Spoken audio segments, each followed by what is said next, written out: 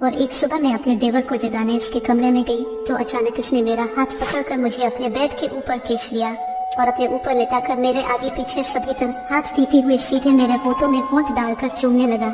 मैंने धक्का देकर उसे अपने से दूर किया और कहा, शर्म नहीं आती तुझे, मैं तुम्हारी भाभी हूँ। ये सुनकर उसने अपनी आंखें खोली और हंसते हुए कहा, सॉरी भाभी, मैं नींद में था और मुझे लगा मैं ख्वाब देख रहा हूँ। असल में मेरा देवर अभी सिर्फ 17 साल का था, इसलिए मैंने सोचा इस उम्र में ऐसे ख्वाब आना कोई बड़ी बात नहीं है। मेरे शौहर शादी के कुछ ही दिन बाद परदेश चले गए थे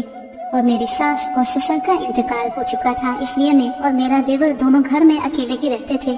फिर इसी तरह एक दिन मैं अपने कमरे का दरवाजा बगैर लॉक किए कपड़े बदलने लगी और जैसे ही मैंने अपने सारे कपड़े उतारे तो तब ही अचानक मेरा देवर दरवाजा खोलकर सीधे मेरे कमरे के अंदर आ गया। मैं बगैर कपड़ों के इसके सामने खड़ी थी और इसकी नजरें कभी मेरी छाती तो कभी नीचे की तरफ जा रही थी। मैंने अपने दोनों हाथों से अपनी छाती को ढक लिया और गुस्से से डांटते हुए इसे कमरे से बाहर चले जाने के लिए कहा। मुझे इस हालत में देखकर उसकी आंखें तो खुली की खुली रह गई। फिर बहुत ही गौर से मुझे छाती से लेकर नीचे तक देखते हुए वो गलती से ये सब हो गया कहते हुए माफी मांगता हुआ मेरे कमरे से बाहर चला गया। फिर एक रात में अपने कमरे में उल्टा लेटी थी तो तभी अचानक वो जल्दी से आकर मेरे पास बेड पर लेट गया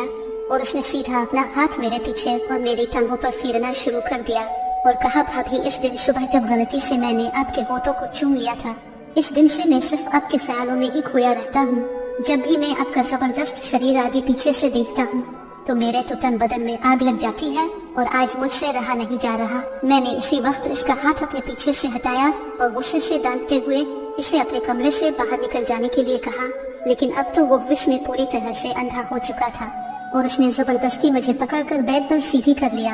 और मेरे ऊपर आकर सीधे मेरे होठों में होंठ डालकर मेरे आगे पीछे सभी तरफ हाथ फेरना शुरू कर दिया। मैं बहुत डरी हुई थी और इसे अपने से दूर करने की कोशिश कर रही थी, मगर उसने मुझे बहुत ही जोर से पकड़ रखा था और पागलों की तरह मुझे होठों से लेकर छाती तक चूमने और काटने लगा हुआ था। इसके हाथ ऊपर से लेकर नीचे तक मेरे शरीर के हर हिस्से को छू रहे थे, पर अब तो इसने जबरदस्ती मेरे कपड़े भी उतारने शुरू कर दिए थे। फिर जैसे ही उसकी पकड़ मेरे जिस्म से थोड़ी सी ढीली पड़ी तो मैंने पूरा जोर लगाकर धक्का देकर उसे अपने से दूर किया और भागकर अपने कमरे से बाहर आ गई और कमरे का दरवाजा बाहर से बंद कर दिया। फिर मैंने इसी वक्त अपने शौहर को फोन करके पूरी बात बताई